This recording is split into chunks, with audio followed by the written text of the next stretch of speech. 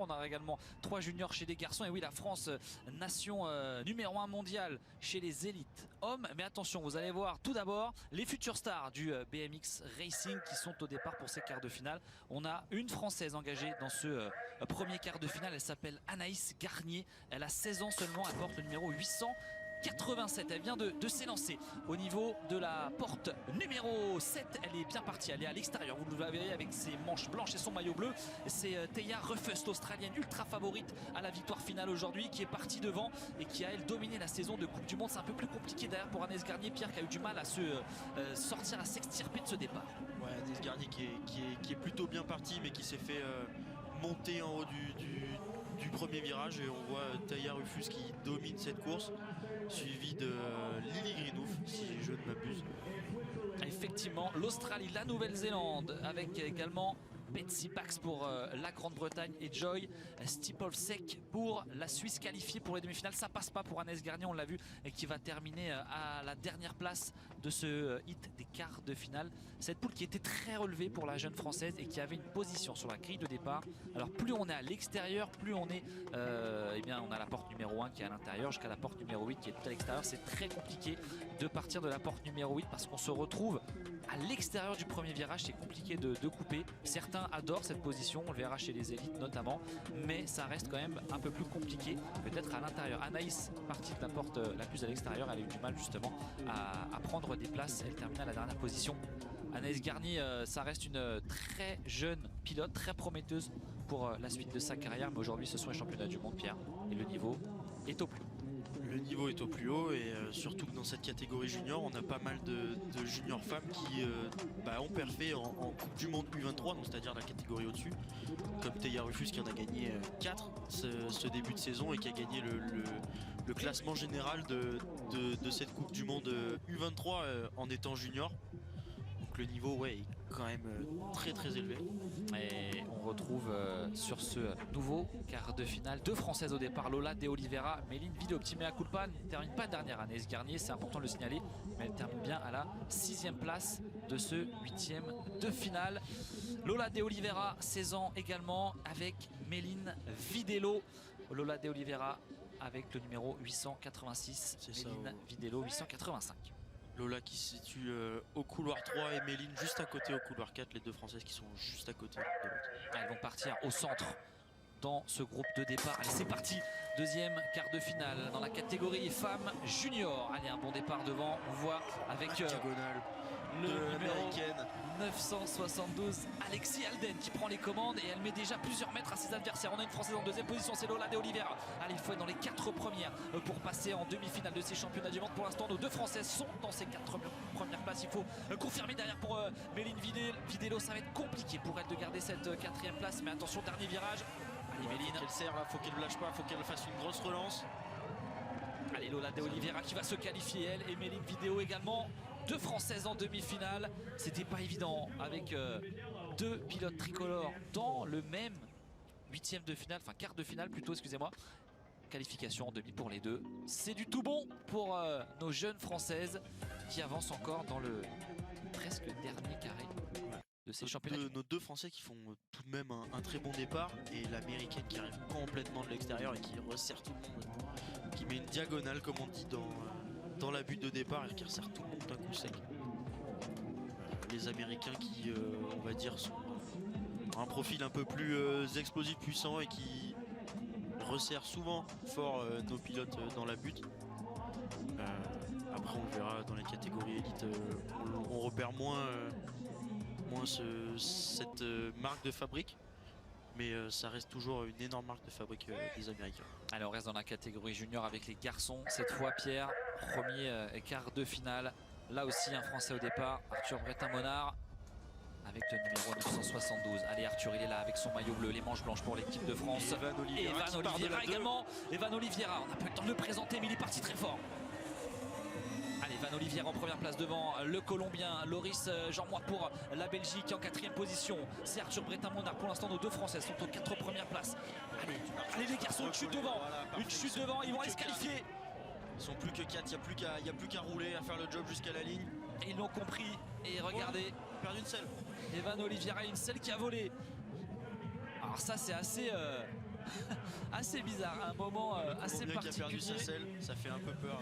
Mais voilà, nos deux On n'en a Français pas qui trop se- besoin, Non, hein, mais faut le dire. à l'arrivée, faut faire attention quand même. Faut faire attention Et, à pas s'asseoir Nos deux Français voilà, qui font un très bon tour. sans la selle. Evan qui nous fait le all shot et qui s'est pas laissé déconcentrer par le laiton qui fait une belle erreur et qui aurait pu se faire très très mal. Et puis Arthur qui a réussi tout de même à bien recoller le train malgré pas mal d'erreurs techniques et qui quand même a réussi à garder pas mal de vitesse. Là on le voit, il a essayé de prendre un peu plus bas que le Colombien et le Belge tourne un peu trop bas. Et heureusement pour lui, il a pas pris la roue. Il s'en sort plutôt bien.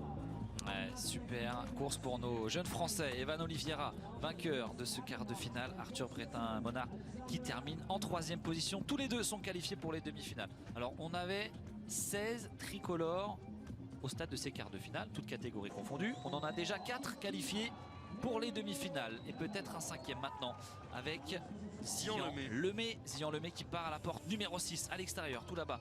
Vous l'apercevez avec son maillot de l'équipe de France. Il va essayer d'aller chercher une de ses 4 places qualificatives pour les demi-finales. Attention, il y a un gros hit avec notamment le Colombien Velasquez Carmona et Sean Day, l'Américain à la maison. Allez Zian, un bon départ pour se faciliter la tâche, essayer de couper à l'intérieur. Il part plutôt bien. Allez, essayer de gagner au moins 1 ou 2 places et rentrer dans le top 4 au premier virage. Oui, c'est pas mal ce qu'il nous fait Zian là. Il la joue très souple, il essaye de pas aller trop au contact. Allez, c'est de dingue. garder pas mal sa vitesse. Il sort en 4e position. Là, ça va être short. Entré dans le 2e virage, une chute derrière, grosse chute, deuxième grosse chute. Ils ne sont plus que 4 là aussi. Et Zian qui en a profité, qui est passé dessous et qui a pris la 2e position devant Capello, qui est quand même un gros favori de cette compétition. Donc Zian, gros état de forme. Allez, attention à ne pas s'accrocher dans la dernière ligne droite. Zian Lemay qui va essayer d'aller chercher peut-être la 2e place de ce 8e de finale, ce quart de finale. C'est Juan Velasquez Carmona qui s'impose devant Federico Capello et Zian Lemay, 5e français qualifié au stade des demi-finales aujourd'hui à Rock Hill en Caroline du Sud aux États-Unis pour ses 28e championnats du monde de BMX. Franchement très beau là ce qu'il nous a sorti comme run. Zian très solide, il est resté très calme, très lucide et il s'est pas précipité à tout de suite vouloir aller au contact. Et là il a pas pris peur dans ce piège un peu. Signe qui se démonte. Il y en a Se met vraiment là, il aurait grosse chute. Hein. là, Marc je Luthier sais pas, mais je pense qu'il a dû se faire très mal. et Sean Day et Marc Luthier qui sont partis à la faute dans les 2 premières lignes droites. On le disait, hein, c'est un engagement ultra important et les blessures vont arriver très vite sur ces chutes. Le sol est béton armé. On va Surtout sur la piste de Rock Hill qui est 100% dur, c'est pas de la terre. On a les virages qui sont en bitume et les lignes droites qui sont en Soltec. C'est un espèce de mélange très dur, très compact, comparable quasiment au bitume. Allez, on en termine avec les juniors hommes. Place dans la catégorie U23 à présent. Avec les filles, on va retrouver sur ce premier des quarts de finale. C'est déjà parti, Marie Favrel. Allez, elles sont 5 au départ, 4 places qualificatives pour les demi-finales. Là aussi, Marie, elle est en 3e position pour l'instant avec son maillot de l'équipe de France. Attention, la chute de Marie qui vient perdre l'adhérence dans ce virage et c'en est terminé pour la Française. Grosse chute pour Marie Favrel, on espère que ça va aller devant. C'est parti très fort pour la Colombienne. Mercado, Veronica Monica Sturiska, la lettonne, elle aussi, hein, qui fait partie des favorites à la victoire aujourd'hui. Et dans le coup, elle est en 3e position. Ouais, c'est dommage là pour Marie, surtout que c'était des quarts de finale à 5. Il y avait pas beaucoup de risques à prendre et essayer juste de pas finir dernière. Mais bon, malheureusement, je pense que c'est pas non plus ce qu'elle souhaitait. Et ouais, beaucoup d'engagement dans ce premier virage. Je pense qu'elle a appuyé très fort à un moment précis. On espère que ça n'a pas fait mal. Elle se tient le poignet. On revoit le départ. Pourtant, elle avait réussi hein, à rentrer dans le départ. top Elle a 3. serré Veronica, ce qui est franchement pas trop mal. Alors qu'est-ce qui s'est passé là, Pierre? On voit que sa roue avant perd de l'adhérence et elle vient chuter assez lourdement. Ouais. Comment ça a pu arriver quand on voit, voilà, elle prend une courbe qui semble assez bonne par rapport à ses... Ouais, elle a l'air d'avoir voulu resserrer d'un coup sec, enfin d'avoir voulu tourner un peu plus court et d'avoir appuyé vraiment fort à cet endroit. C'est très compliqué à juger. On sait que les virages à Rock Hill plutôt bon du côté de la partie homme, où on sait que l'ouverture est plutôt bonne et qu'on peut monter plus haut dans le virage, mais pour les femmes c'est pas le cas, on doit tourner plus tôt. Donc peut-être que cette partie de la piste est beaucoup plus dure. Et là tout de suite on part sur le quart de finale de Zoé Apka. Zoé Apka, 21 ans, une des toutes meilleures pilotes françaises. Allez, elle part à l'extérieur, Zoé Apka sur la gauche de votre écran avec le numéro 714. Allez, Zoé va essayer de recouper, elle sera dans les deux premières, au premier virage, c'est parfait, en compagnie de la Colombienne Manuela Martinez Agueldo, à Cudelo, et derrière il y a une chute, hein, mais ce n'est pas Zoé Apka, j'ai l'impression, elle est bien là, la française. Elle est attaquée maintenant dans cette troisième ligne droite. Elle n'a plus qu'à garder son rythme, suivre et garder sa deuxième position si elle veut gagner la première place, mais sans prendre de risques. C'est Michèle Wissing, la néerlandaise, qui est partie à la faute. Ça fait une concurrente de moins. Pour notre française, une autre chute dans la dernière ligne droite, comme quoi tout peut qu'elle arriver. se relève, tout parce peut qu'elle peut arriver. encore passer. Elle va passer la ligne et se qualifier tout de même. Mais dans quel état l'américaine qui a fait une erreur, quoi, d'inattention, la Pierre, dans cette ligne droite? Il y a ça peut être de tout, ça peut être de l'inattention, de la fatigue surtout. De la fatigue, et après je pense que quand on pense que tout est fini, que tout est fait, non, il faut être concentré jusque sur la ligne d'arrivée. Il faut passer la petite ligne blanche avant de pouvoir se détendre. Et ouais, on voit Michèle Wissing qui était en pleine relance et qui a accroché la roue de l'américaine, qui a perdu le contrôle de son vélo. Et là, ouais, l'américaine, je pense qu'il fait une erreur technique de fatigue, peut-être pas d'inattention parce qu'elle était en train de doubler Zoé, donc je pense qu'elle était à fond, mais ouais, une erreur technique. Elle s'en sort plutôt bien dans son malheur. Ouais, ça a l'air d'aller, elle va pouvoir faire le prochain. Un quand même assez fort pour l'américaine Jessie Moore. Allez, Zoé Apka qualifiée.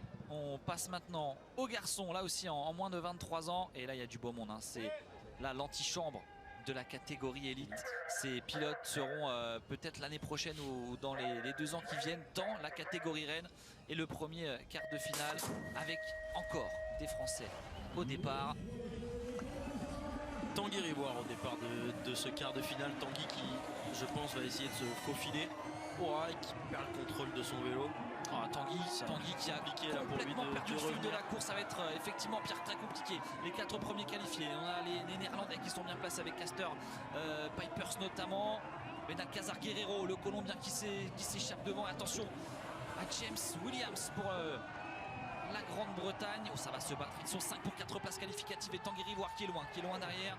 Alors on va revoir au ralenti ce qui s'est passé pour le Français qui malheureusement ne se qualifiera pas pour les demi-finales. Déception là pour les U23 masculins chez les Français. On a seulement 2 représentants, hein, avec Alexis Pixanowski qui sera au départ de la prochaine course. Ouais, Tanguy qui vient se faire gêner, qui vient se faire monter par Tim Couchette, c'est qui s'accroche. Le pied qui déclique d'un coup. On rappelle un peu comme en vélo de route, hein, les pieds sont fixés, attachés aux pédales. Quand le pied vient décliquer, là c'est terminé ou presque. Et ouais, Tim Goossens qui se fait doubler sur la ligne par Ethan Popovic. Ça c'est dur. La dure partie du BMX. C'est dur pour le Néerlandais. On pense avoir fait la plus grosse partie, c'est très compliqué. Qui était bien parti, mais qui ne se qualifiera pas tout comme Tanguy malheureusement. Allez, deuxième quart de finale chez les garçons en moins de 23 ans. Alexis Pixanowski qui va s'élancer. Alexis à l'intérieur de Bennett Greenhoff, très gros starter. Alexis aussi qui peut sortir très fort et voir passer devant. Allez, Alexis s'est lancé à numéro 2. Attention, la grosse chute d'Alexis Pixanowski qui se fait accrocher dès le bas de la butte avant d'arriver sur le premier saut. Il perd le contrôle, il chute malheureusement. Alexis qui ne verra pas non plus les demi-finales devant. C'est parti très fort pour Bennett Greenhoff et notamment Jesse Asmus également qui est dans le coup. Mais regardez le Suisse, Luke Casper qui va essayer d'aller chercher la victoire sur le Néo-Zélandais. On a une grosse bataille devant pour la victoire dans ce quart de finale. En tout cas, la qualification va être actée. On a un retour également derrière du Colombien sur Thomas Jaudoin, le Canadien qui va se faire doubler. Ah oui, le Canadien qui ne pourra pas aller en demi-finale lui aussi. Quel retour très gros de Lopez Pulgarin. Très gros tour avec beaucoup d'incidents. Il s'est passé beaucoup de choses. On a eu un accrochage avec Alexis. Ça a scindé un peu en deux la course. On voit vraiment qu'en bas de la butte, il y a vraiment un très gros paquet qui se forme. On a l'impression que Bennett vient un peu sur la droite. Ouais, c'est ça. Et qui vient. Alexis qui tape le casque dans le guidon du Colombien. et la roue d'Angessi Asmus. Pierre, c'est votre ami qui est tombé du côté de l'équipe de France. Ouais, Alexis, mon partenaire d'entraînement, on va dire, avec qui je m'entraîne tous les jours. Donc ça fait vraiment de la peine à voir. C'est dur de voir ces images, surtout quand on sait comment on s'entraîne et tout le temps qu'on y passe. C'est très pédant. Et on mesure à quel point, on le dit, c'est spectaculaire, mais risqué également comme sport, avec cette épreuve de BMX dont on suit les championnats du monde donc aux États-Unis. Pierre, Bertrand, on marque une courte pause et on est ensemble pour les quarts élites, femmes et hommes, 3 minutes seulement. Et on va accompagner les deux grands favoris de la compétition même. Ils sont français, Romain Mailleux et Joris Daudet notamment. De BMX, dernière grande épreuve avant Paris 2024 et avant la sélection. 5 Français sont en quart de finale dans la catégorie élite homme, mais 3 seulement d'entre eux seront sélectionnés pour participer aux Jeux Olympiques à domicile. Valider le ticket pour certains et marquer des points pour d'autres, c'est l'enjeu de cette soirée. Avant le début de ces quarts de finale, on vous précise que demain, c'est plus que valider le ticket. C'est aller chercher une qualification olympique pour l'équipe de France de basket 3-3, le tournoi de qualification olympique. La dernière chance pour décrocher ce billet pour Paris 2024 passe par Debrecen demain, quart de finale face à l'Allemagne 16h15, puis demi-finale. Les 3 meilleures équipes de ce tournoi de qualification olympique seront à Paris 2024 et on espère que l'équipe de France en fera partie. Soyez là demain 16h15 pour encourager nos Bleus.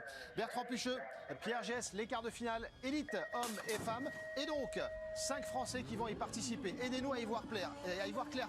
Est-ce que les grands favoris restent Romain Mailleux et Joris Daudet? Oui, bien sûr, ils sont toujours présents chez les garçons. Ils sont là, on les retrouvera tout à l'heure en quart de finale, bien sûr, avec les garçons. Cette fois, on est dans la catégorie élite, bien sûr, mais avec les filles. Et Saya Sakakibara, notamment celle qui a remporté la dernière Coupe du Monde, qui va essayer d'aller chercher son premier titre de championne du monde, qui est partie très fort devant. Pas de française dans cette première course. Seul Axel Etienne représente l'équipe de France dans cette catégorie femme élite. Saya Sakakibara, Pierre qui va s'imposer avec brio largement devant Felicia Stanzi, l'ancienne championne du monde. Daleni Vaughan et Leila Walker sont les autres qualifiés pour les demi-finales. Là, on retrouve vraiment les toutes meilleures pilotes au monde dans cette catégorie élite femmes. Et l'Australienne Saya Sakakibara qui montre qu'elle a l'intention d'aller chercher son premier titre de championne du monde cette année. Attention, et même les capacités, j'ai envie de dire, qui a gagné le classement général de la Coupe du Monde, qui a fait 4 victoires, si je ne m'abuse, en Coupe du Monde. Donc Saya, très grande favorite. On le verra aussi, il y a d'autres favorites, notamment Bethany Shriver aussi, l'anglaise, avec qui elles ont eu un petit duel en junior en 2017. Donc ça va être marrant de pouvoir retrouver cette rivalité. Et en 2017, Rock Hill avait organisé les mondiaux également. Ici dans l'État de la Caroline du Sud, Saya Sakakibara, Bethany Shriver, c'est un peu le duel qu'on attend chez les femmes depuis quelques mois. Bethany Shriver, on en parlait à l'image, la Britannique championne olympique en titre, double championne du monde. Elle sera au départ de la prochaine course en compagnie de Zoé Claessens, notamment Manon Venstra qui a terminé deuxième de la Coupe du Monde, avec encore, bien on peut citer Carly Kane, l'américaine à la maison, qui seront parmi les favorites pour la qualification en demi-finale. Bethany Shriver, la Britannique, attention, elle va s'élancer à la porte numéro 3. Bethany. Et sur le couloir numéro 7, on aura Molly Simpson qui est très bonne starter, qui peut faire la différence dans cette première série. Allez, c'est parti, on surveille le très bon départ. Regardez à l'intérieur pour le Canada de Molly Simpson. Mais attention, elle se fait enfermer devant, c'est Bethany Shriver sur le dernier mètre, grosse chute derrière. Énorme chute. On va regarder si ça va. Les deux bons, en tout cas la pilote qui a chuté devant Bethany Shriver. Molly Simpson est toujours là. Où est Manon Venstra? Manon Venstra, Zoé Claessens en troisième position. Et Manon Venstra qui se bat, qui lutte pour prendre la 4e place, qui est actuellement 5e. Ce serait une surprise de voir la néerlandaise ne pas se qualifier pour les demi-finales. Devant, ça va passer pour Bethany Shriver et Zoé Claessens. Mention spéciale pour la Britannique avec son numéro 911 qui remporte cette course avec brio. Claessens, Carly Kane, Eliska Bartunkova, la Tchèque. Manon Venstra ne se qualifie pas pour les demi-finales. Grosse surprise derrière, ça a chuté très fort pour Paola Reis-Santos.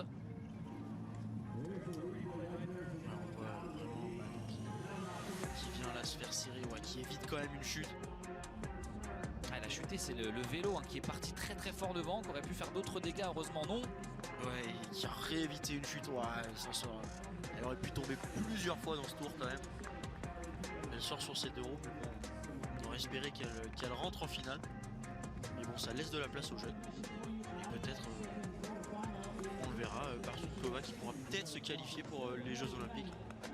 Avec Claessens, Shriver, Bartunkova qualifiés pour les demi-finales. 3e course de ces quarts de finale chez les élites femmes. Axel Etienne sera dans le prochain et dernier quart de finale. Notre Française qui est un petit peu seule contre tous ici à Rock Hill, puisqu'elle est toute seule en équipe de France élite femmes cette année, et elle sera très certainement notre représentante du côté de Paris. Elle est ici à l'image. Axel va être à fond derrière, 26 ans, elle va tout donner aujourd'hui pour aller chercher la plus belle des médailles sur ces mondiaux de BMX, et on l'espère également en forme du côté de Saint-Quentin-en-Yvelines pour les JO début août prochain. Allez, début de ce quart de finale. Alice Willoughby, elle est aussi un double championne du monde. Mariana Parón qui est au départ, la légende colombienne. On a encore Judy Beau pour les Pays-Bas. Excellent. Peyton Ridenour qui nous fait le départ de l'année. On n'en a pas parlé de l'américaine, mais elle est là. Attention, elle monte, Peyton Ridenour, et elle est en tête de cette course après le 2e virage. Ridenour, Willoughby, Parón, Domenica Azuero, la pilote équatorienne en 4e position. Attention, Talia Burford, la Suissesse qui a du mal et qui n'est pas qualifiée pour l'instant, peut-être à l'attaque dans le dernier virage devant celle qui va s'imposer. C'est Alice Willoughby. C'est Alice Willoughby et non pas Peyton Ridenour. Peyton Ridenour, 2e, Mariana Parón, 3e, et Domé Azuero qui se qualifie pour une demi-finale. Incroyable. Plutôt agréable de sa part. Bonne surprise.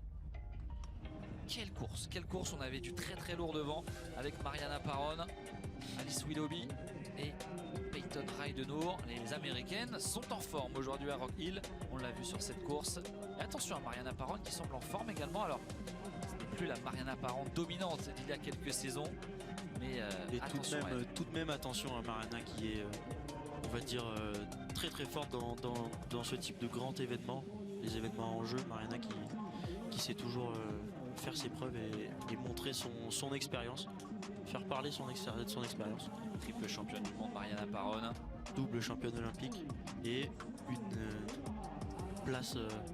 2e place à Tokyo sur les derniers Jeux Olympiques. Ouais, la légende, peut-être la plus grande légende de ce sport, la colombienne, qui est toujours au rendez-vous. Elle est en demi-finale de ces mondiaux à Rock Hill. Les garçons se préparent, les gros bras sont là pour se battre pour cette place en demi-finale de ces championnats du monde, avec nos 5 Français qui seront au départ tout à l'heure. Mais pour l'heure, c'est Axel Etienne qui va s'élancer. Elle va partir à la porte numéro 1. Axel, allez Axel, tout de suite un bon départ, ne pas se faire enfermer notamment par les néerlandaises et Laura Smulders qui a pris le meilleur départ dans cette course avec le numéro 2. Grosse chute derrière d'Axel Etienne, c'est terrible Axel qui s'est fait accrocher à l'entame de ce premier virage. On est terminé pour la pilote de 26 ans. Aïe. Quelle déception. On espère qu'il n'y a pas de gros bobo pour Axel. On est sans voix, et devant c'est une pilote australienne qui va aller chercher la victoire. Lauren Reynolds qui se fait doubler sur la ligne par Laura Smulder. Nadine Aberhart qui prend la 3e place. Smulders, Reynolds, Aberhart, Cavalli. Christina Cavalli qui prend Axel qui et Axel qui chute, impressionnante. Qui se fait accrocher, j'ai l'impression. On va revoir les images. J'espère qu'elle s'est pas blessée et qu'elle sera sur pied. Ouais, Axel qui se fait serrer, qui se prend le boudin. Oh, la dame est fort. Et on a ce boudin qui sépare, en fait, on peut l'expliquer, Pierre, vous allez l'expliquer, qui sépare de parcours. Ouais, c'est un boudin en fait qui fait la délimitation entre la piste amateur et la piste professionnelle. Donc en gros c'est pour éviter que les pilotes coupent la ligne. Ouais, Axel qui est debout, qui a l'air d'aller plutôt bien. On envoie tout notre soutien à Axel Etienne après cette chute. Elle est sur le vélo, elle est rentrée par ses propres moyens. Mais c'est dommage forcément pour Axel, qui a bien sûr le niveau pour aller en finale, aller se battre pour ce titre de championne du monde, et elle l'aura du côté de Saint-Quentin-en-Yvelines pour les Jeux Olympiques dans quelques semaines, 69 jours exactement avant le début de cette Olympiade à la maison. Bon, malheureusement, journée oubliée aujourd'hui pour Axel qui qui a chuté dès le premier virage. Et on n'a plus de représentante française dans cette catégorie. Allez, on va se rassurer, on l'espère, très vite avec le premier quart de finale chez les garçons Pierre. C'est Jérémy Rancurel qui va s'élancer dans quelques instants pour cette première course. Et là, attention, ça se resserre, le niveau est très serré. Jérémy Rancurel de sa numéro 5. Énorme chute, Jérémy qui est toujours sur ses deux roues. Énorme chute du numéro 2 mondial, Cédric Buty, qui est parti à la faute. Et devant Jérémy Rancurel qui est en première position et qui est idéalement placé pour aller chercher cette place en demi-finale. Attention Jérémy tout de même à pas trop faire d'erreur. On voit qu'il se met un peu long là, sur le berm jump. Il a l'air d'aller plutôt vite, d'être plutôt confiant, stable sur son vélo. Et derrière lui Cameron Wood ou encore Cameron Wood qui est tombé en même temps que Cédric Buty. Et oui, Cameron Wood qui n'est plus là effectivement, Pierre. C'est Carlos Ramirez qui prend la deuxième place, Molina la troisième et Van de Berg, la troisième et Molina la quatrième. Carlos Ramirez Yepes qui finit deuxième, toujours là, le Colombien, la Colombie, énorme nation du BMX, que ce soit chez les femmes ou chez les garçons. Et Carlos toujours présent, on va dire tactiquement sur les compétitions. Pilote qui fait beaucoup de trajectoires et qui gagne beaucoup de place comme ça. Et ouais, Cédric Buty qui, je sais même pas s'il déclique en bas de but et qui emporte Cameron Wood. L'américain est vraiment impressionnante. En plus, Wood qui a pas dû voir venir ça, qui a juste senti le vélo partir dans tous les sens. L'américain à la maison. Là aussi, l'aventure a été courtée malheureusement avec cet accrochage. Et Cédric Buty qui faisait partie des favoris, qui était leader du classement de la Coupe du Monde jusqu'à la dernière, qui ne l'a pas gagné malheureusement. Ouais, c'est Isaac Kennedy qui lui aussi est blessé. S'est blessé aux essais à cause d'un problème mécanique. Voilà, il s'est cassé le poignet. Ce serait dans l'avant-bras. Est-ce qu'on saurait, et qui ne peut pas participer à ces championnats du monde. Et regardez qui a l'air sur ses pieds. Pierre qui est en tête de cette course, c'est Jérémy Rancurel. Premier chez les élites hommes à se qualifier, premier engagé en quart de finale et premier demi-finaliste. Et puis il impose un très bon rythme, un bon temps. 32-800, je crois que c'est à peu près l'un des temps de référence des huitièmes de finale. Donc très gros roulage de Jérémy. Il y aura des Français dans tous les quarts de finale. Prochaine course avec Arthur Pilar, plaque numéro 2, va s'élancer. Qui part de la 5. De la numéro 5, Arthur Pilar, Renaud Blanc à ses côtés, Gilles Brunner. Il est bien accompagné par les deux Suisses de chaque côté. Attention à Jérémy Smith qui a montré de très belles choses en huitième de finale. Ou encore à Kai White, vainqueur d'une manche de Coupe du Monde cette saison, le Britannique. Allez, c'est parti, Arthur Pilar, numéro 2, vous le voyez avec son maillot de l'équipe de France. Il est bien sorti. Attention, Arthur s'est serré. Excellent. Allez, là, il faut pas se précipiter, il faut prendre le temps. Alfredo Campo pour l'Équateur qui a pris le meilleur 10 pas. Arthur qui se fait enfermer complètement. Il est en 6e position, 7e position. Il crée de la vitesse et qu'il fasse. Allez Arthur, il y a encore du temps. Il est rapide, Arthur, il est capable d'aller la chercher. Il peut se passer n'importe quoi jusqu'au dernier virage et jusqu'à la dernière bosse. Attention, ça va être très serré, recoupé à l'intérieur. Ça va être compliqué maintenant pour Arthur devant la qualification. C'est Kai White là qui va jouer sur la ligne, sa place avec Renaud Blanc. Arthur Pilar qui s'arrête en quart de finale de ces championnats du monde aux États-Unis. C'est une terrible nouvelle pour lui. Arthur qui est vice-champion du monde en titre, qui n'a pas pu malheureusement sortir proprement de ce premier virage et qui se fait enfermer derrière. Il touche un peu la grille là sur son premier coup de pédale, ça a dû le ralentir un petit peu. Et puis il s'est retrouvé dans le paquet et puis premier virage étant à l'extérieur, il s'est fait monter. Pierre, à ce moment-là, il n'a plus aucune chance déjà dès le départ après cette petite erreur? Non, bien évidemment que non, il a toujours ses chances de revenir. Après, on l'a vu sorti du premier virage, il s'est fait serrer, il est sorti un peu de la piste, il est passé derrière la ligne blanche.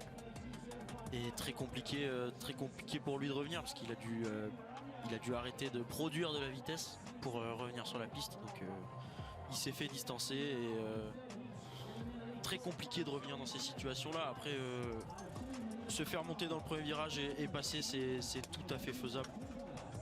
Malheureusement, ça ne passe pas pour l'un des Français engagés donc en quart de finale. On a aperçu Joris Daudet, encore 2 quarts de finale. Et Joris Daudet, double champion du monde, qui est là. Joris Daudet qui est là, Sylvain André qui est là également, 3 titres de champion du monde avec ces 2 légendes du BMX. Joris Daudet, 33 ans, Sylvain André, 31 ans. Qui sont dans un quart de finale de jeunes, j'ai envie de dire.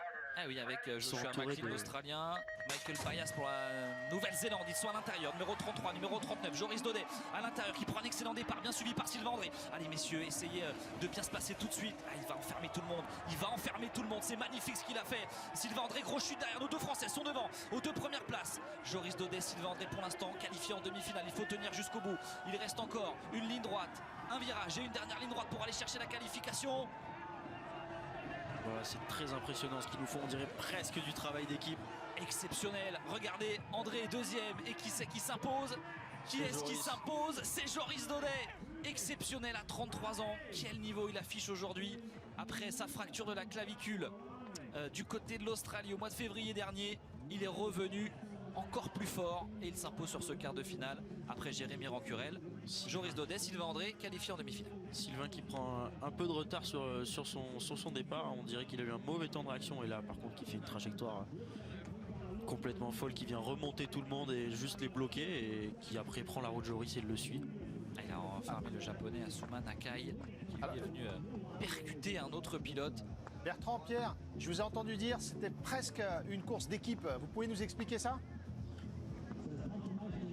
Pour les Français. C'est très difficile à dire, mais on a l'impression vraiment dans la manière de faire que Joris part devant et emmène Sylvain dans sa roue. Après, c'est pas vraiment tout à fait comme ça que ça s'est fait, mais c'est l'impression que ça donne en tout cas. Et c'est important de ne pas se gêner en tout cas entre Français. On l'a déjà vu par le passé, notamment chez les filles ou même aux Jeux Olympiques où parfois dans le paquet, eh bien, deux pilotes d'une même nation s'accrochent. Et là forcément c'est terrible pour l'équipe en question. Là notre équipe de France a parfaitement joué le coup. On est bien Bertrand, on est bien. Pour l'instant, on est à 3 sur 4. Et le cinquième, le voici, Romain Mailleux. Pour le prochain quart. Romain Mailleux, allez, dites-nous quelques mots sur Romain Mailleux qui a remporté combien? 7 manches des dernières épreuves internationales sur l'année écoulée. Il a remporté la Coupe du Monde en 2023 cette saison. Il avait superbement bien commencé en remportant la première course. Après, les Français ne sont pas présentés sur les dernières Coupes du Monde de la saison aux États-Unis pour préparer ces mondiaux. Donc, c'était pas un objectif de nouveau remporter la Coupe du Monde. Par contre, il est champion du monde en titre, Romain Mailleux. Il s'est imposé à Glasgow l'an dernier. C'est le numéro 1 mondial, le numéro 1 français. Il porte la plaque numéro 1 d'ailleurs. Et il est parti avec, regardez, grosse bataille à l'intérieur avec Nick Kieman, ouais, vraiment la champion Romain olympique en titre, Romain Mailleux qui est devant, qui a pris un excellent départ. Et maintenant il va falloir aller le chercher. Romain Mailleux, quand il est devant, il est quasiment inarrêtable. Attention tout de même à conserver cette avance, à ne pas faire d'erreur jusqu'au bout et à montrer qu'aujourd'hui c'est lui le meilleur pilote du monde pour aller chercher ce deuxième titre consécutif. Ouais, vraiment la Romain qui affiche un roulage très posé. Et derrière Jamie O'Brien, le très jeune pilote néerlandais qui a fait la trajectoire. Le finish exceptionnel derrière pour aller chercher la Rico Berman qualification. qui vient chercher la 4e place. Rico Berman, Jamie O'Brien, Nick Kieman et Romain Mailleux. Quelle domination totale sur ce quart de finale pour Romain. Ouais, Romain il l'a dit, il est très bien calé. Là, il a vraiment envie de gagner là.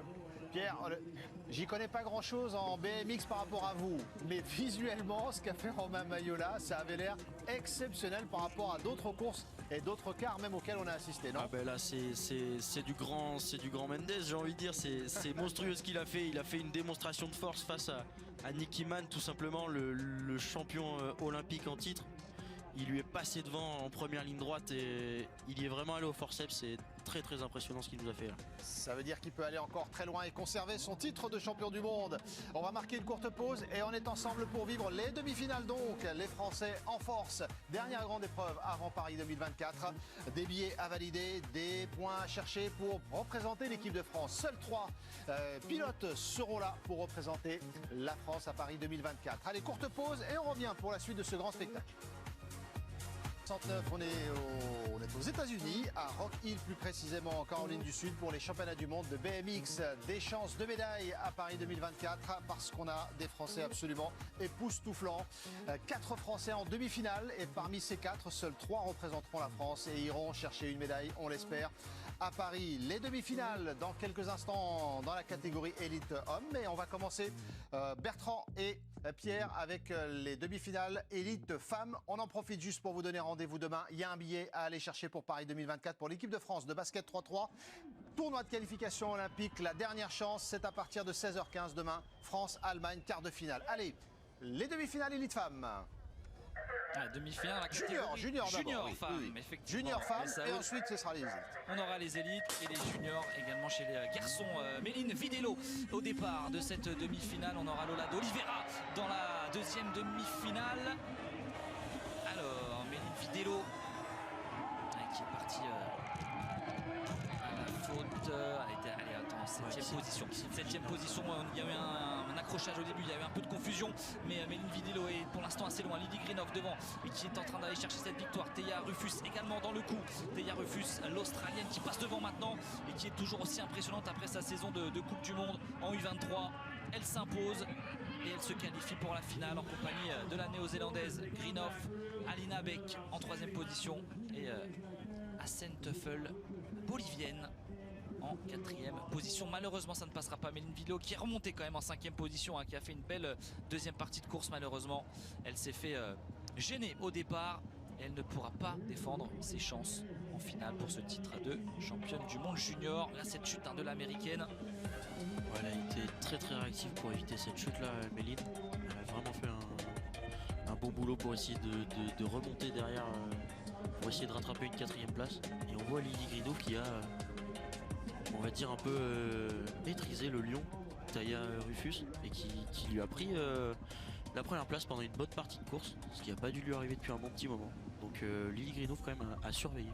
Et Théa Rufus qui va s'imposer finalement assez pas largement, mais qui prend quand même au moins un vélo d'avance sur la dernière ligne droite, sur la néo-zélandaise. Méline Videlo qui s'arrête au stade des demi-finales en cinquième position. Tout de même, beau résultat, un bon bilan pour Méline de ces championnats du monde junior. En junior, c'est compliqué parce qu'on a les U23 de la Coupe du Monde et qui roulent en U23, qui viennent en junior parce qu'on n'a pas de Coupe du monde junior.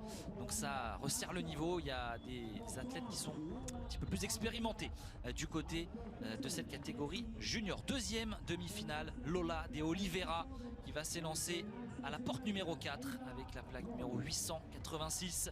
Attention à Vacorley, Alexis Alden pour les États-Unis, ou encore à Betsy Bax, la Britannique, qui sera sur la gauche de Lola de Oliveira. Allez Lola, pantalon blanc, manche blanche, maillot bleu de l'équipe de France. C'est parti. Attention au départ, elle se fait un petit peu enfermer, que ce soit à droite ou à gauche. Elle est en dernière position maintenant. Elle essaie de jouer une bonne carte, une bonne stratégie au premier virage pour Lola. Essayer de créer une surprise, ça va être compliqué maintenant. Devant Nicole Farando Castro pour la Colombie est en tête. Ouais, ça va être compliqué là pour Lola. Va vraiment falloir qu'elle remonte et qu'elle roule très vite là. On voit qu'il y a vraiment un groupe qui s'est créé devant là. Ouais, elle gagne une place, ça va être compliqué à moins d'un accrochage et d'une erreur devant, d'un fait de course. Elle gagne encore une place. Lola de Oliveira, malheureusement, elle ne sera pas dans les 4 premières de cette demi-finale. Pas de finaliste tricolore dans cette catégorie junior femme. Petite désillusion pour l'équipe de France. Il y a un gros niveau avec les Colombiennes, les Américaines également et les Australiennes qui sont qui partait très fortes la aujourd'hui. première position, qui était première là, dans la butte de départ, championne du monde en titre junior, qui a gagné dans sa première année à Glasgow et qui s'est retrouvée troisième à un moment.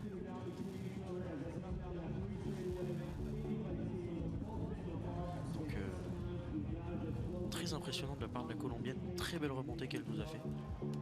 Je pense qu'elle va falloir, elle va être à surveiller sur cette finale. Malheureusement, avec un niveau très élevé, on va dire. sans française malheureusement, de Oliveira et Méline Videlo qui s'arrêtent ici à ce stade des demi-finales. On va passer à la catégorie junior homme dans quelques instants. Il se prépare et derrière on aura les catégories élites avec les femmes et les garçons et 4 Français qualifiés en demi-finale. Romain Mailleux, Joris Daudet, Sylvain André, Jérémy Rancurel. Attention, Evan Oliveira qui a remporté tout à l'heure son quart de finale. Le très jeune Français qui va s'élancer à la porte numéro 1 il me semble. Et Zian Lemay qui prendra la deuxième place sur cette grille, et Arthur Bretin-Monard qui prend la 8e place. Nos 3 Français sont tous dans cette demi-finale. Donc on n'a plus qu'à espérer qu'ils nous fassent une très bonne demi et qu'ils passent tous en finale. 3 Français au départ, Zian Lemay, Arthur Bretin-Monard, Evan Oliveira. Les 4 premiers à passer la ligne d'arrivée sont en finale de ces championnats du monde junior.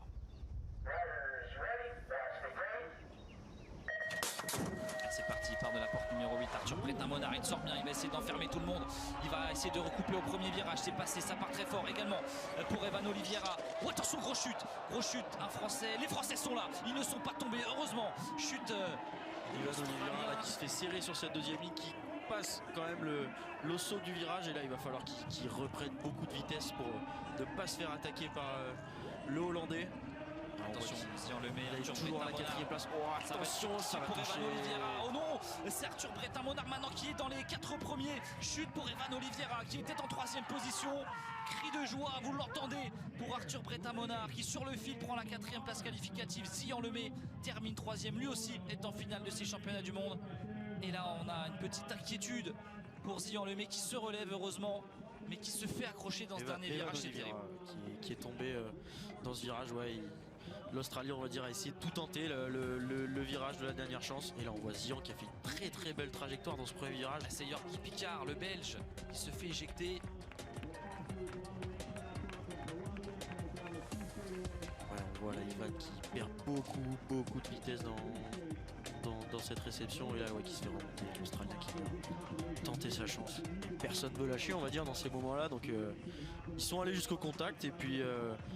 ça a joué en faveur d'Arthur. Une attaque assez peu contrôlée tout de même de l'Australien qui part au carton sur Evan Oliveira. On sent quand même que c'est contrôlé, mais que en fait dans cette position il n'y a plus que ça à faire, on va dire.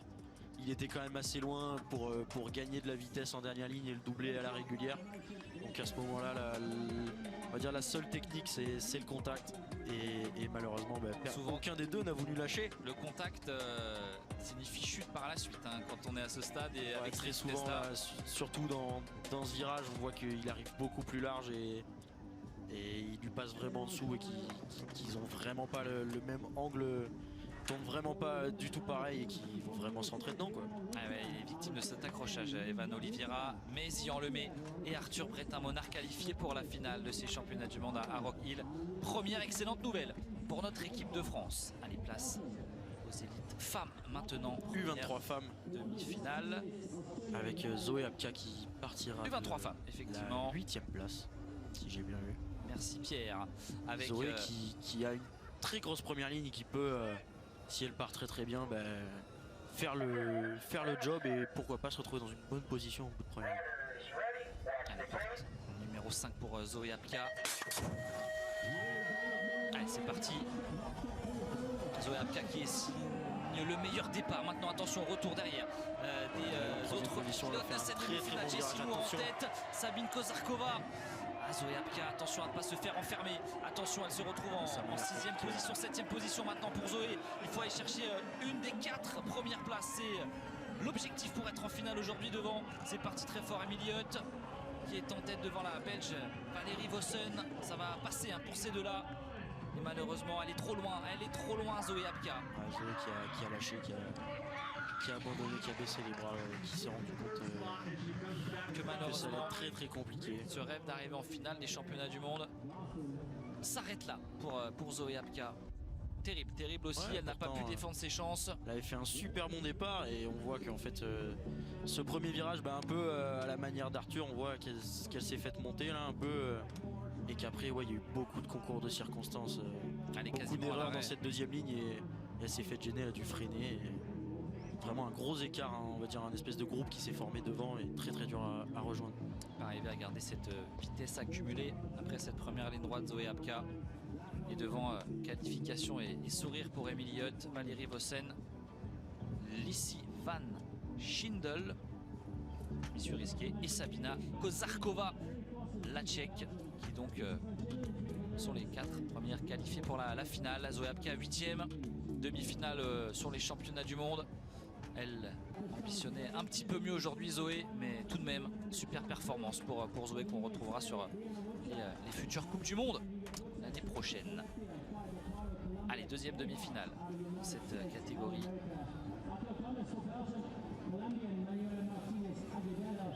Deuxième demi-finale avec Elisabeth May qui partira de l'intérieur, qui fait partie des favorites, qui a gagné une Coupe du Monde cette année.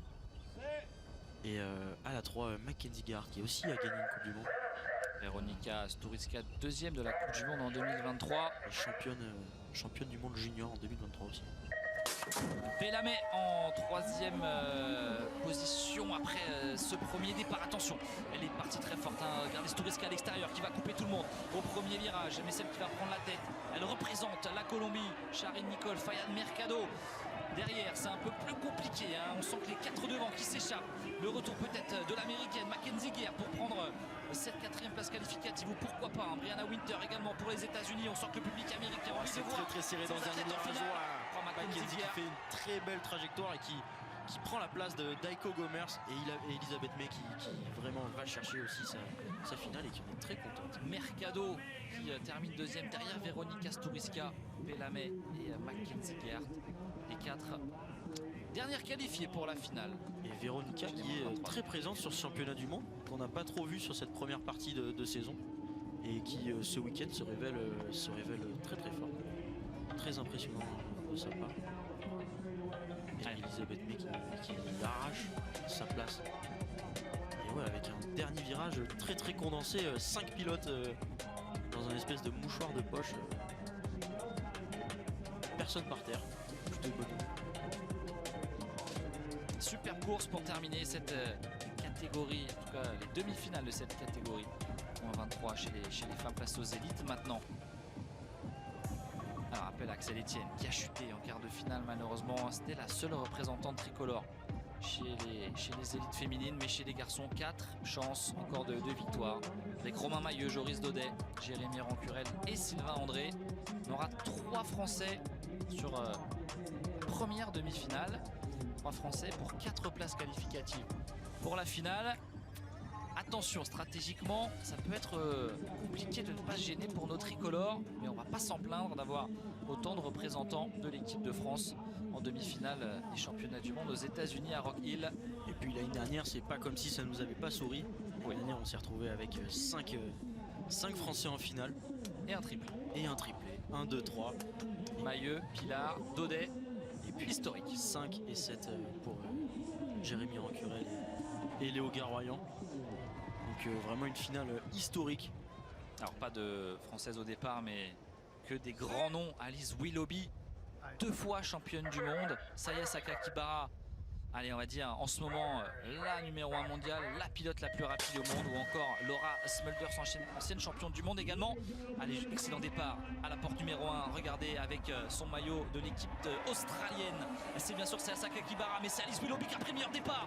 Et avec quelle manière, regardez la distance qu'elle arrive à mettre au reste du peloton dans cette course exceptionnelle. L'américaine qui fait vibrer le public de Rock Hill avec Peyton Reidenour en 3e position encore pour les États-Unis.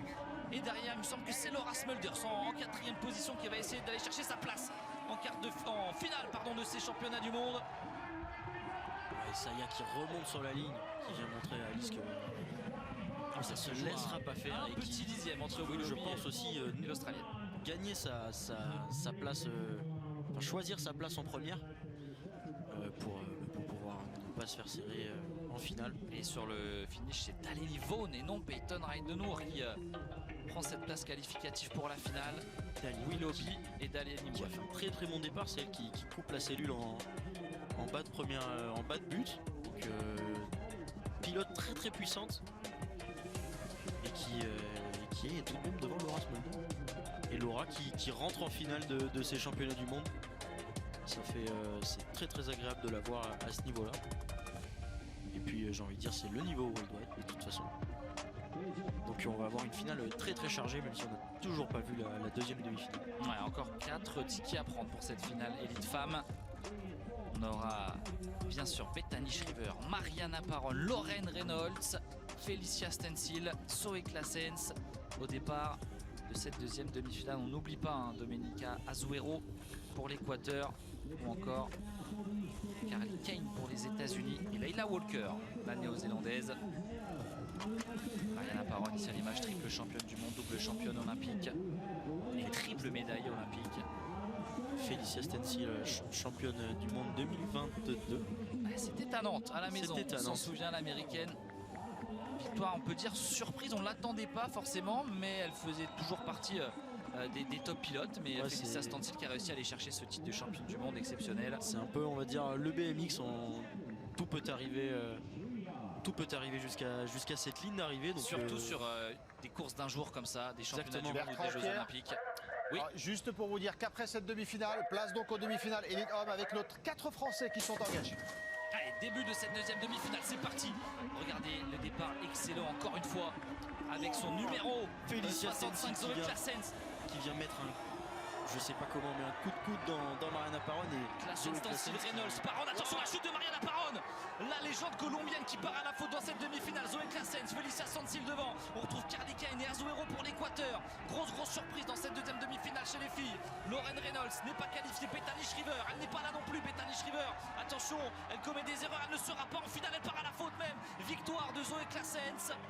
Félicia Stancil, Carly Kane, Layla Walker, 2 américaines. Layla Walker en finale de ces championnats du monde.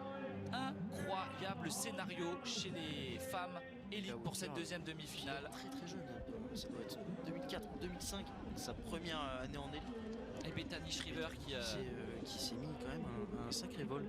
On l'a vu à la peine, elle était en dernière position. Elle se battait pour essayer de remonter et je pense qu'elle a dû faire une erreur technique en voulant essayer de tout donner. Elle a perdu complètement le fil de la course. Et Mariana aussi qui est tombée. Mariana qui s'est pulvérisée littéralement et qui s'est envolée sur le roller en deuxième ligne.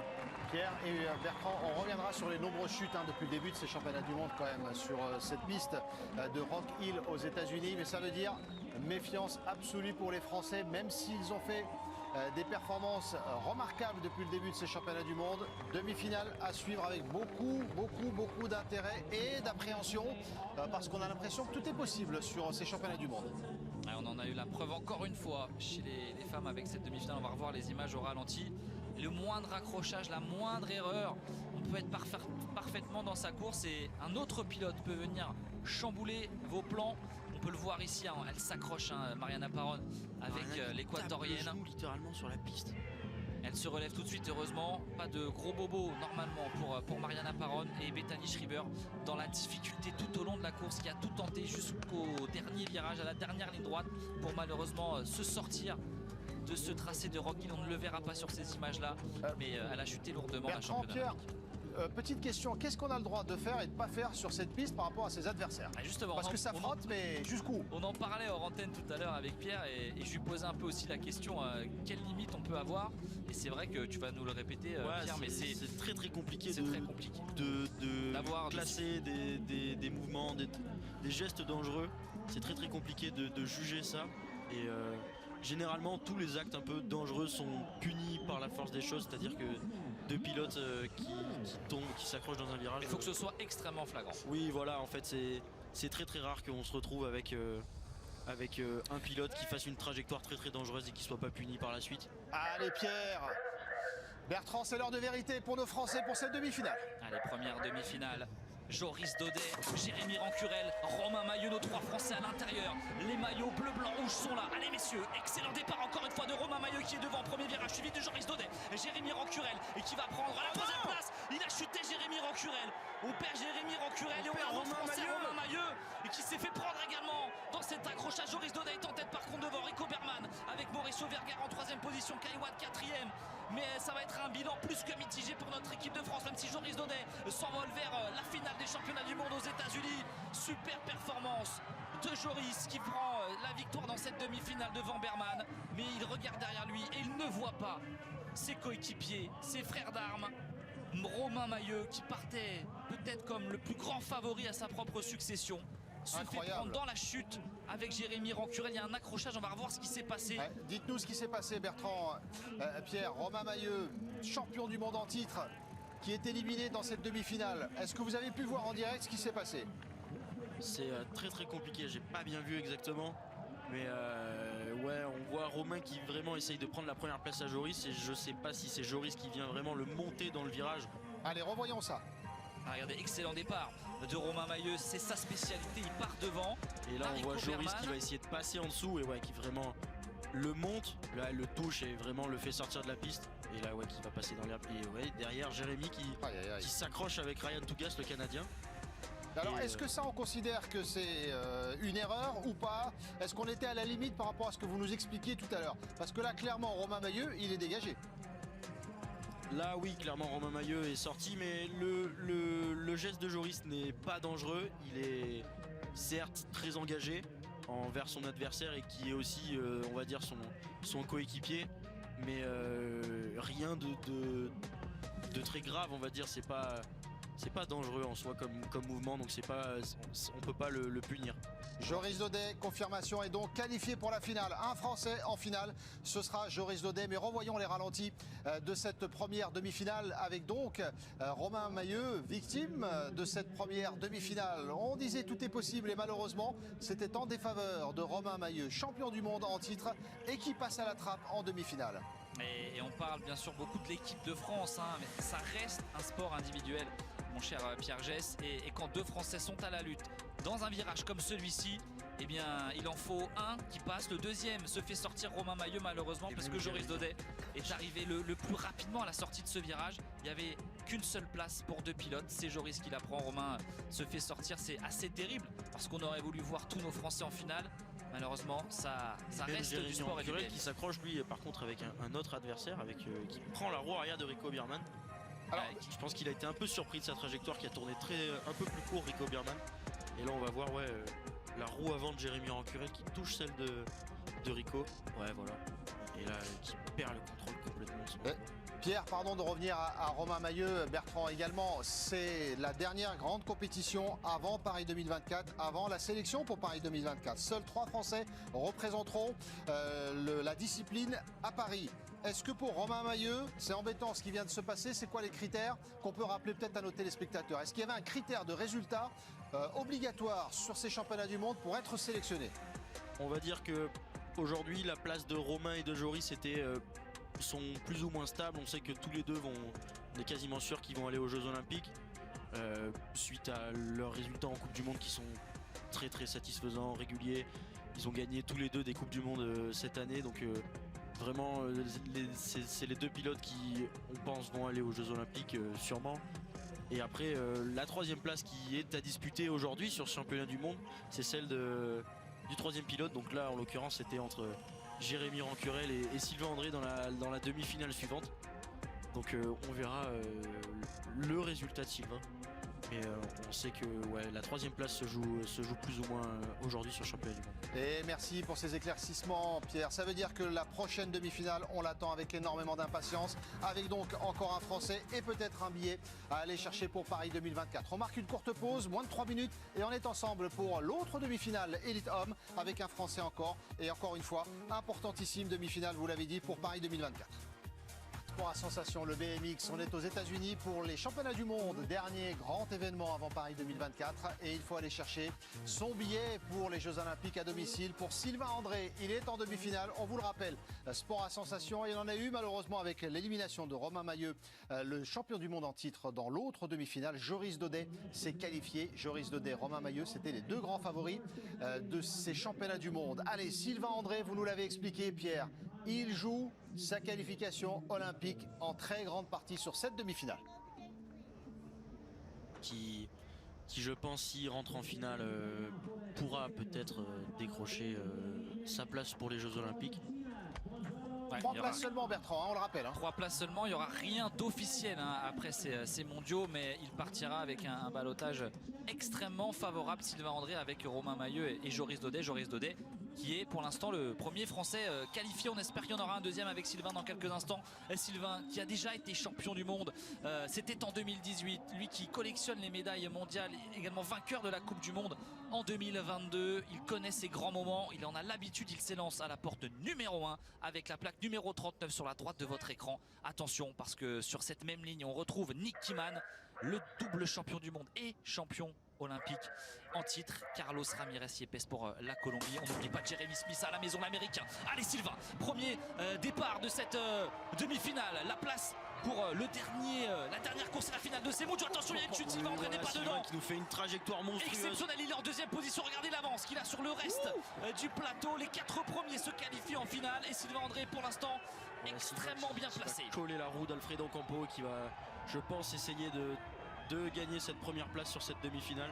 Attention. Il va falloir y aller quand même tout de même sans prendre de risques. La dernière ligne droite, ne pas faire d'erreur pour Sylvain André qui voilà. va tout donner, se qualifier pour la finale avec Joris Daudet, 2 tricolores en finale de ces championnats du monde à Rock Hill.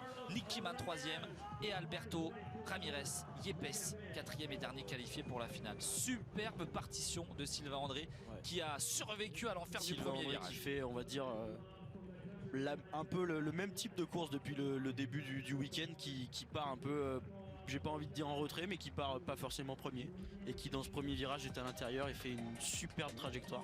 C'était propre, qualification pour Sylvain André pour la finale. Il rejoint donc Joris Daudet. Ça fait 2 Français en finale chez les élites et il y a 2 Français également en finale chez les juniors. C'est une finale à suivre dans quelques instants. Vous le disiez, Paris 2024 se joue ce soir et se joue sur ces championnats du monde pour Sylvain André pour aller décrocher le 3e billet. Et puis cette histoire quand même, Bertrand, aucune médaille dans toute l'histoire des Jeux Olympiques pour les garçons alors qu'on domine la discipline depuis de nombreuses années. Ouais, c'est une anomalie qu'il va falloir réparer un jour parce que l'équipe de France remporte des titres de champion du monde depuis 15 ans en BMX Racing et jamais un Français, jamais un homme, un pilote homme n'a remporté de médaille olympique. On était 4 en finale du côté de Tokyo. 3 hommes. 3 hommes et une femme.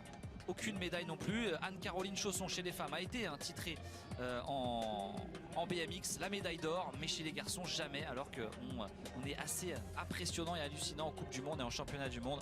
On l'espère que ce sera pour Paris et surtout Saint-Quentin-en-Yvelines du côté des JO et du mois d'août prochain. Mais c'est vrai que c'est assez hallucinant et assez paradoxal ce manque de médailles olympiques pour nos garçons. Est-ce que Sylvain André a une chance en finale par rapport à la concurrence que vous avez pu apercevoir, Pierre? Ah oui, clairement. Pour moi Sylvain, il a tout à jouer là, sur cette finale. On a vu Joris qui lui est très très bon sur cette première ligne droite et qui peut s'envoler en première position. Mais on n'est jamais à l'abri de voir un Sylvain justement faire le même geste et le suivre de très près. Et pourquoi pas le recoller sur cette dernière ligne. Donc moi je pense qu'on peut tenter la première et la deuxième place sur cette finale. Et on aime bien vous entendre comme ça, Pierre. Hein, c'est parfait. 2 noms qui rythment notre soirée, Joris Daudet et Sylvain André qui sont en finale de ces championnats du monde de BMX aux États-Unis. Alors qui a vécu aux États-Unis parmi les deux là? Joris Daudet. C'est Joris Daudet. Ouais. Pendant une dizaine d'années du côté de la Californie, il a participé même au championnat américain. qu'il a gagné un paquet de fois, qu'il a gagné 5 fois et qui fait vraiment, on va dire, maintenant partie de ce championnat, puisqu'il tous les ans il continue, il va faire les courses là-bas. Et il a beaucoup de fans du côté des États-Unis. Bon, aujourd'hui forcément les Américains seront derrière leur pilote, mais ils auront une affection toute particulière pour Joris qui est incroyable depuis 2010, 2011, 2012, ces années-là. Il est quasiment depuis qu'il est rentré en élite, tout le temps en finale des championnats du monde. Et il est double champion du monde, Bertrand, effectivement, double 2011 et 2016. Joris Daudet, Sylvain André pour la grande finale chez les élites hommes. Et nous y voici. Pour les finales, on commence par les finales juniors du côté des filles d'abord et puis le 2 Français en finale chez les garçons ensuite. La catégorie junior femmes qui présente les futures grandes stars de la discipline. Et on a une qui a un destin tout tracé, c'est Théa Rufus, l'Australienne, vainqueur de la Coupe du Monde et des moins de 23 ans cette année en remportant 4 des 6 manches de la Coupe du Monde. Elle est bien sûr au départ de cette finale avec Lily Greenhoff pour la Nouvelle-Zélande. On a également Ava Corley ou Alexia Alden pour les États-Unis. Pas de Française malheureusement dans cette finale. Elle est là, Théa Rufus. Théa Rufus, la grande favorite, on va dire, de cette finale. Elle s'est révélée cette année en moins de 23 ans et elle va rapidement intégrer la catégorie élite. Lily Greenhoff qui n'a pas pu faire la première partie des Coupes du Monde car elle était blessée. Elle s'est cassé le scaphoïde, mais qui, sur cette première course de reprise, est plutôt très très forte. Ava Corley, championne du monde en titre, chez les juniors, qui a gagné à Glasgow. Sienna Harvey, la pilote junior. Alexis Alden pour les États-Unis. Et on termine avec Grecia Christodoulou Assenteufel pour la Bolivie. Alors encore une dernière, et la Alina 8e, Beck c'est Alina Beck, l'allemande. qui partira à la 8e place pour cette finale. Alors au départ de cette finale, Pierre mise une grosse pièce sur Teya Rufus, mais on l'a vu encore plus aujourd'hui. La moindre erreur coûte très très cher, c'est une piste très rapide. On se retrouve très vite à l'extérieur et éjecté de la trajectoire. Et attention tout de même à la colombienne qui me paraît être quand même tout de même dangereuse. Nicole Foronda Castro qui s'élance à côté justement Teya Rufus. Juste monstrueux. Teya Rufus, regardez, qui a déjà mis 1 mètre d'avance à tout le monde à l'entame du premier virage, qui va virer en tête bien sûr. Lady Grenoff en deuxième position. Teya Rufus qui s'envole vers ce titre de championne du monde, c'est pas terminé. Double chute au premier virage. Et le podium qui est en train de se la dessiner. deuxième place et la colombienne qui prend la troisième place. Attention à Corlet Castro qui va essayer de recoller le train et qui vient attaquer exactement la colombienne et qui va essayer de garder cette troisième place. Et devant Teya Rufus. Le public de Rock Hill qui va s'enflammer parce qu'une américaine sera sur la troisième marche du podium. Teya Rufus qui est championne du monde junior. L'Australienne s'impose devant Lily Grenoff et Ava Corley pour les États-Unis. Eh bien, elle a répondu présente avec cette victoire en finale. Teya Rufus, c'est rien à dire. Une course menée de bout en bout. Vraiment un départ juste monstrueux. On la voit, elle a déjà un vélo d'avance après la première bosse. Elle est félicitée chaleureusement par ses adversaires. Celles qui seront sur le podium avec elle de ces championnats du monde. Teya Rufus est déjà à cet âge-là arrivée à tenir cette pression. Quand on est attendu au plus haut niveau, c'est pas évident de gérer cette petite pression. Alors on est seulement en junior, mais elle a tellement dominé la saison. C'était évident de la voir championne du monde. Quand c'est trop évident, parfois c'est un peu plus compliqué sur la piste. Eh bien, elle ne l'a pas montré, Teya Rufus, avec cette superbe victoire, domination totale, le grand sourire à l'arrivée pour l'Australienne, première championne du monde de ce cru 2024, les juniors femmes. Et donc Lily Grenoff et Ava Corley composent ce podium. Regardez l'avance, hein. Plus d'une demi-seconde à l'arrivée, c'est énorme hein, sur une course de BMX Race. Sur une piste de BMX, ça représente, je sais pas, je dirais 5 mètres à peu près. Sur une course qui fait entre 30 et 35 secondes en général. Sur une piste ouais, qui fait aux alentours des 400 mètres, donc 5 mètres c'est quand même, c'est vraiment pas rien. Regardez à l'arrivée, Lily Grenoff qui a un train de retard, même si cette dernière repartira avec la médaille d'argent. Pierre, toute petite question avant le départ de la finale des garçons chez les juniors. D'un point de vue physique, pourquoi 30 secondes seulement? Parce que ça demande énormément d'engagement et de physique pour aller au bout de la piste.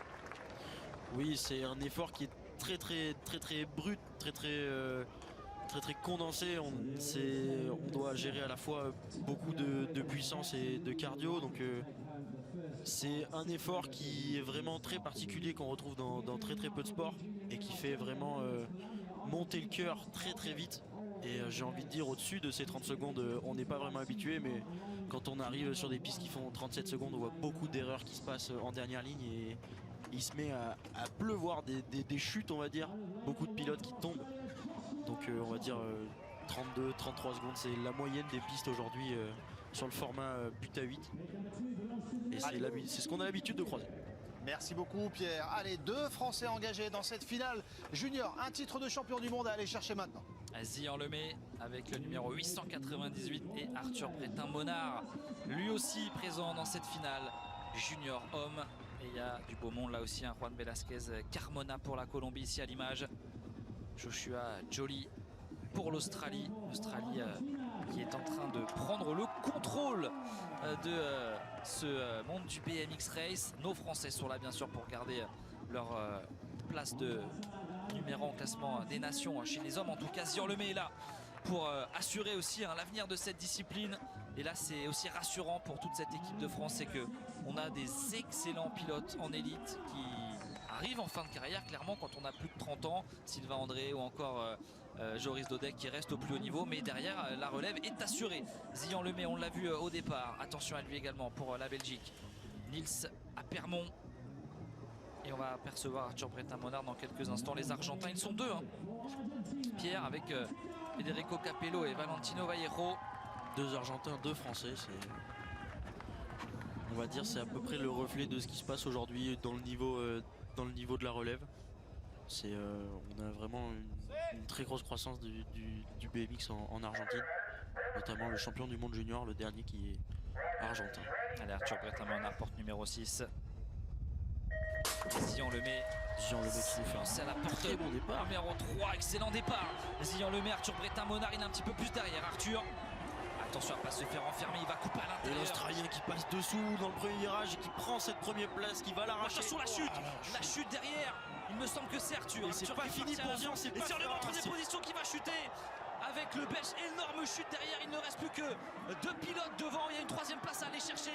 Et c'est un Argentin qui s'est relevé le premier pour aller prendre place sur ce podium. La victoire pour Joshua Joly. 2e place, Nils Sapermont. Et en 3e position, on va retrouver l'Argentin Valentino Vallejo. Quelle C'est dommage. course! Il y a eu des faits de course absolument partout. Ils se sont tous mis par terre, sauf les 2 premiers à passer la ligne d'arrivée. Et nos 2 Français qui sont touchés et qui ne termineront pas la course. Ouais, Joshua Joly qui remporte cette épreuve en junior. Et on l'a vu, il était parmi les favoris. Il était très démonstratif sur ses premières Coupes du Monde. Il était 5e du classement Coupe du Monde en U23, donc très gros niveau. Et on le voit, tout simplement, il s'exprime aujourd'hui, il a parlé, il a gagné. Démonstration de force. Et ouais, on voit Arthur Bretin qui accroche sur la réception et qui vient tomber dans l'herbe. Je pense que ça devrait être sans trop de gravité. Et Zian là qui tente, on va dire, de prendre cette 3e place et qui malheureusement glisse, on va dire. On va le voir ici, hein, sur ce saut juste avant le 2e virage.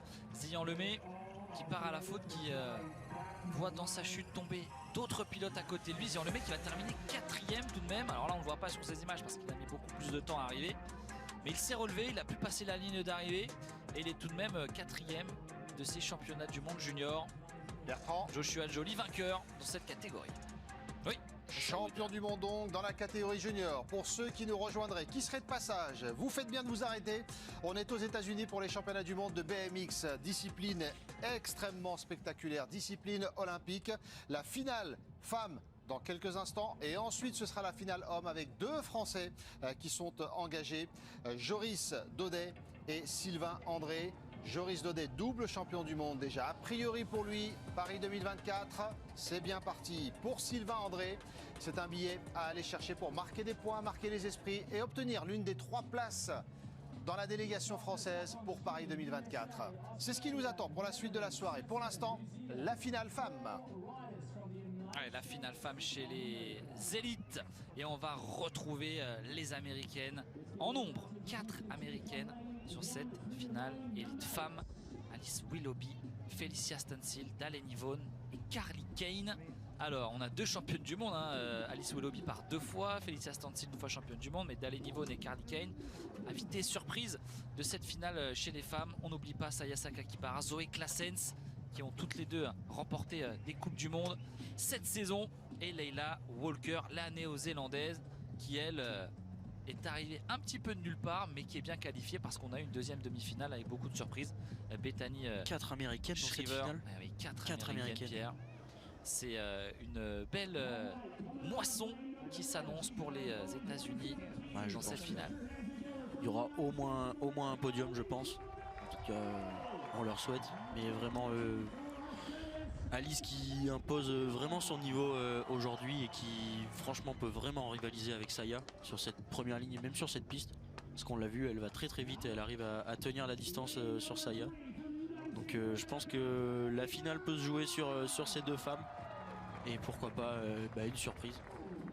Saya Sakakibara qui elle cherche toujours son premier titre de championne du monde, qui est la grande favorite de cette finale. Attention, Alice Willoughby, l'expérience elle l'a, elle a vécu des Jeux Olympiques, elle a remporté 2 fois les championnats du monde. Zoé Claessens, la Suissesse, redoutable également cette saison, Felicia Stansel, très rapide. Felicia Stansel très démonstrative sur cette demi-finale. attention à Felicia Stansel hein, qui a fait le coup à Nantes en 2022 et qui pourrait le refaire à la maison à Rock Hill. À la fin de cette course, dans moins d'une minute, on connaîtra la nouvelle championne du monde de BMX Race. Et dans quelques minutes seulement, le départ de la finale Elite Homme avec Joris Daudet et Sylvain André pour là aussi le titre de champion du monde 2024. Et Leila Walker, tout sourire, qui n'a rien à perdre dans cette finale, qui s'élancera à la porte numéro 8 pour la Nouvelle-Zélande.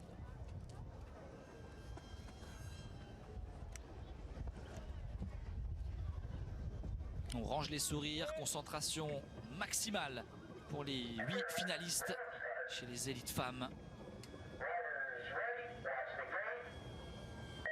Et c'est parti, le titre de championne du monde au bout de cette piste de 400 mètres ici à Rock Hill. Excellent départ d'Alice Willoughby. Attention, Sayaka Kibara qui se fait enfermer, l'Australienne qui est derrière maintenant. Là, c'est la grosse surprise. Zoe Claessens qui est passée en deuxième position.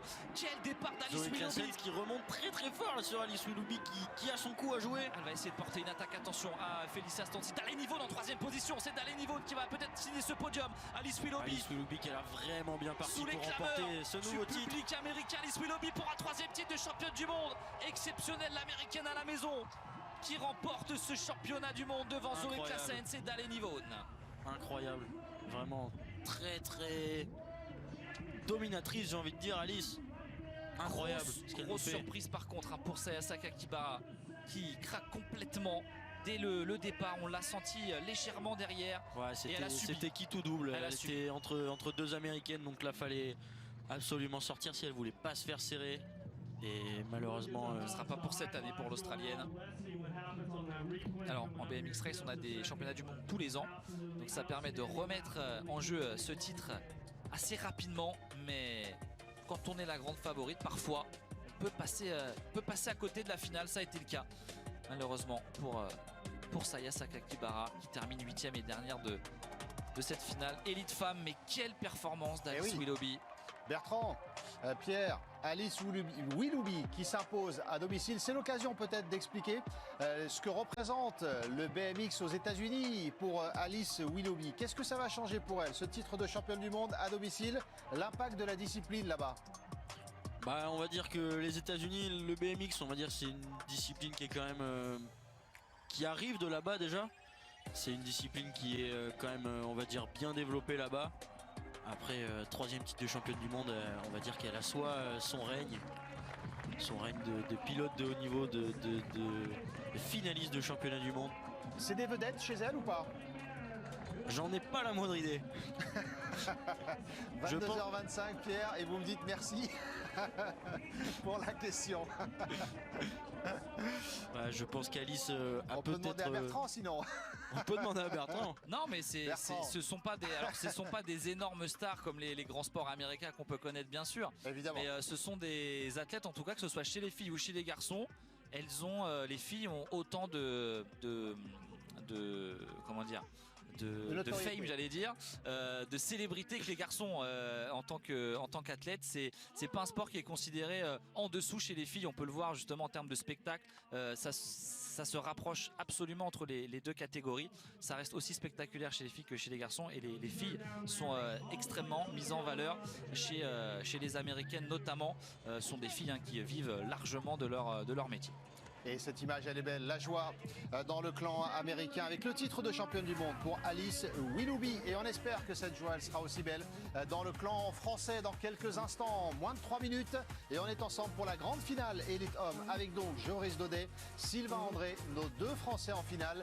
Est-ce que l'un des deux sera champion du monde? Réponse juste après ça, tout de suite. Olympique à domicile, c'est un rêve de médaille d'or au championnat du monde de BMX qui est en train de se jouer. Si vous nous rejoignez, deux Français sont en finale. Joris Daudet, lui est déjà double champion du monde. Sylvain André, champion du monde en 2018. Nos Français qui peuvent aller décrocher ce titre avant Paris 2024. C'est la dernière grande échéance. Nous voici donc en finale. Et après cette finale, on vous parlera du grand rendez-vous qui nous attend demain, 16h15, le tournoi de qualification olympique, le basket 3-3, qui essaiera de décrocher son billet pour Paris 2024. Dernière chance demain. Mais pour l'instant, Bertrand Pucheux avec Pierre Gess, un Français champion du monde. On en rêve, c'est maintenant. Un Français champion du monde, ce serait forcément magique aujourd'hui à Rock Hill sur la terre américaine en Caroline du Sud. Joris Daudet qui connaît si bien ce pays, 2 fois champion du monde 2011, 2016. Il partira à la porte numéro 1, sa porte préférée pour le Bordelais qui porte la plaque numéro 33. À ses côtés, Alfredo Campo pour l'Équateur. Alfredo Campo, attention, qui peut jouer les troubles faits aujourd'hui. En 3e position sur la porte numéro 3, on va retrouver Sylvain André avec ce numéro 39. Sylvain André, champion du monde en 2018. Lui qui joue sa place pour faire partie de l'équipe de France olympique au mois d'août prochain pour l'épreuve à Saint-Quentin en Yvelines. Rico Berman, tout nouveau dans la catégorie élite cette saison et qui est déjà en finale des championnats du monde, le néo-zélandais. Impressionnant de maturité à son si jeune âge. Première année élite pour Rico et de même pour Mauricio. Mauricio Molina Vergara, le Chilien, qui lui aussi a réussi l'exploit de se hisser en finale de ces championnats du monde. Il y aura encore un Sud-Américain, Carlos Alberto Ramirez Yepes, dont il faudra se méfier, Carlos. médaillé olympique, et Kai White pour la Grande-Bretagne. Kai White qui en demi-finale se tenait le genou, donc j'espère qu'il a pas trop mal et qu'il va pouvoir donner son 100% sur cette finale. Kai White à la porte numéro 7 et la porte numéro 8 bien sûr, c'est une habitude. Nick Kiman, double champion du monde, champion olympique en titre. Il a envie de continuer sa belle saison, lui qui a remporté les 2 dernières manches de la Coupe du Monde aux États-Unis, à Tulsa dans l'Oklahoma, il y a quelques jours seulement. Pour les Pays-Bas, Joris Daudet, Sylvain André au départ de ces championnats du monde. La grande finale, mesdames et messieurs, le titre mondial à l'issue de ces 35 secondes de course.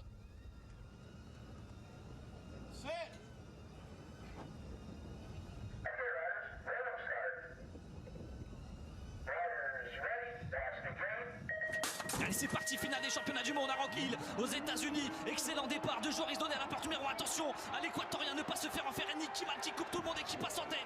Joris Daudet qui prend le meilleur sur Nick Kiman. Il est passé en tête, le Français.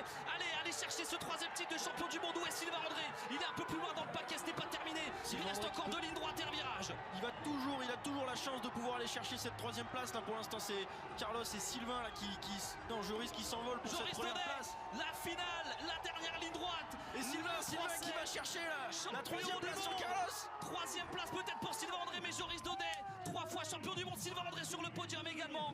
Nick Kiman en argent ici aux États-Unis. Quelle démonstration!